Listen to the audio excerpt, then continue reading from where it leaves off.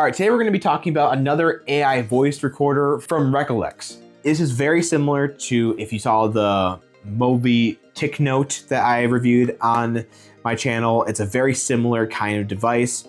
It comes with a MagSafe case, kind of like that one. I think this one's better to me because the other one was almost like this whole sleeve, almost wallet looking thing you had to put it into, and it's just a lot bulkier than just a really thin, clear case that goes around the device.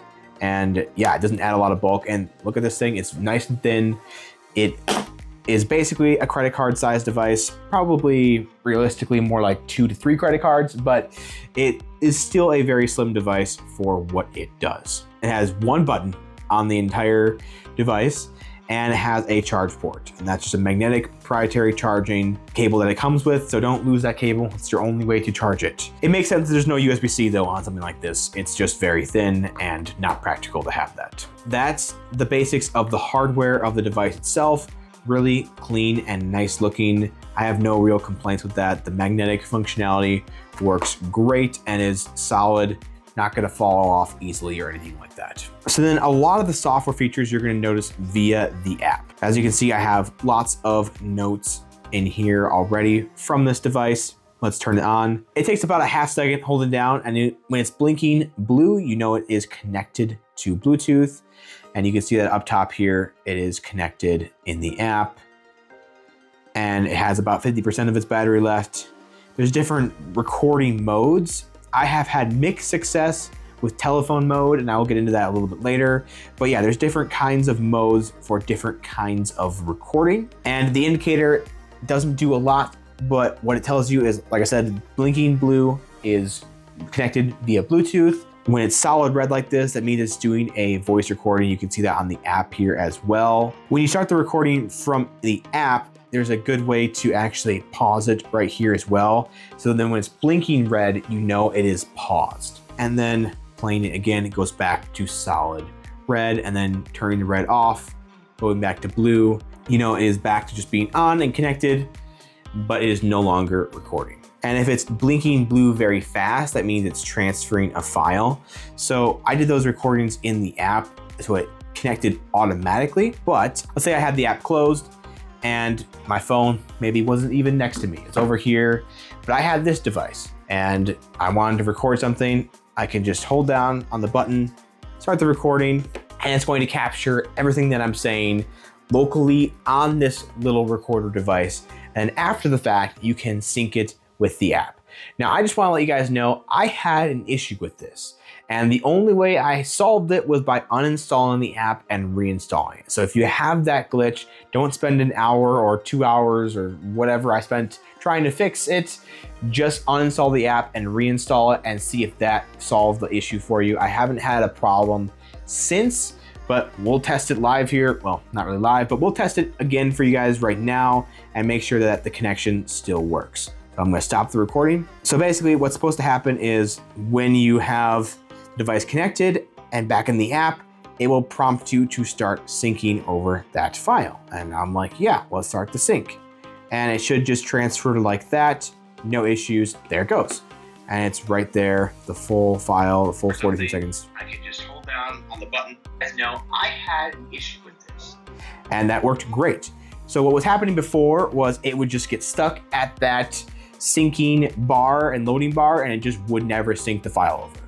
And that was my problem. So hasn't happened since I've reinstalled the app, and I had all the previous notes on there still too, so works great. And even the 14-minute one didn't take too long to sync over when it actually started working. So that's all the basic features of this device and how you trigger it, all from this thing here. And this will always work as a recorder. It's not based on any AI functionality. It's still a recorder at its core. So if you don't want to pay for any of the subscription models in the app or anything like that, you can always still record conversations. That's built into the thing. That's basically what you're actually buying when you buy the device.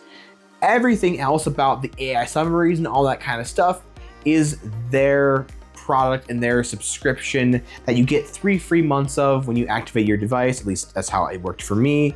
Then you'll have to start paying for it after that. So I have this pro membership until January, and It syncs to the cloud now because of that, and everything works pretty great. Even the Pro member, looks like I do have a limit, and it resets every month. So it looks like 1,500 minutes, and that's something to be aware of. So not having Pro only gives you 300 minutes a month and less templates and all the differences that you see here. So not a whole lot of differences, and $70 annually isn't terrible.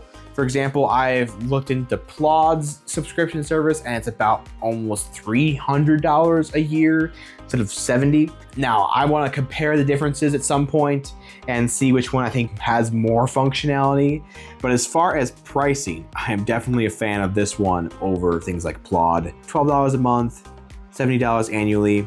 For all the AI summary features it does, especially if you're going to use it regularly. If you're not going to use it regularly, just stick with the free version, get 300 minutes. It might be enough for you. But yeah, I think some people don't realize when they buy these that they're going to have some kind of subscription involved with them as well. So just do know that you're really paying for the recorder, not the AI functionality when you purchase a device like this. They also recently had an update that added a few more features to this device with this in-app recorder here. So not only do you have recording as before, but you also have live transcription. You can import the file right here as well. Face-to-face translation and simultaneous interpretation. I now have a lot of different languages that I can test here, but I can absolutely test this live transcription. So let's connect there, and it's starting to give me the transcription right away. And I think that's a really neat way of doing it as well, because sometimes waiting for it after the fact is a little annoying, or it just takes more time. And now you can see how well it's doing right from the get-go. Obviously, this is gonna need some kind of internet connection. It's not gonna do it by itself. And this is something you're gonna wanna have the app open for it to work. But it is a nice option to have, and you can still pause the recording here, and then it just waits for you and it stops transcribing, and it does the blinking light thing again for the pause. So playing it again. Now it's working and it is transcribing me yet again. So a nice option for sure. So you can also import files, and I'm importing a very old recording I have, and I'm very curious to see what that will do here. So here it is, an hour-long recording. What do you want me to do? And I can actually use it to transcribe and do all things like that. So if you didn't have this device and you have other recordings from either other devices or other things, you can actually put it into the app and still use the same AI models and the same transcription things right here. So honestly, that's a great way to bring in old information and get this thing back up to date, or just a way to be cross-compatible with other recording devices. I'm a huge fan of that. In theory, you can even use your phone's voice memo recorder and just save it as a file and import it through the app. So if you forgot this device and you still want to record something and add it later, you can absolutely just use your phone and do the same thing. So it had now transcribed the 45 or almost hour-long recording. I'm not going to go through all of this. It does look like it got pretty accurate. And then you can still do all the summary and things like that.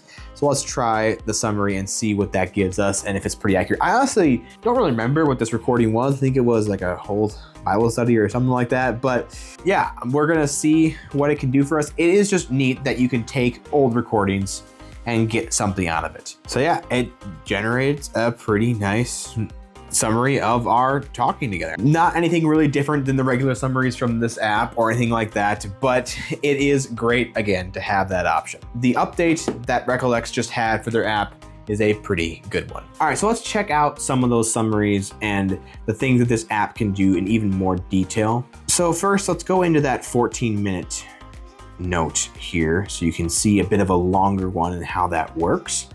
So it usually opens the summary tab and it gives you the date, time, location, and a bunch of just different introduction features, and then, yeah, a pretty decent summary. But we'll go into more of that detail in a second.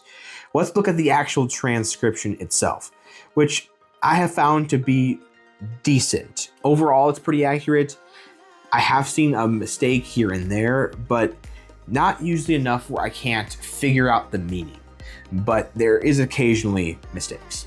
We're going against the Claude AI Note PIN and the Recolx AI voice recorder here, and seeing if the file actually syncs over, because I've had very limited success when using it, when starting it from the recorder and not having the app open.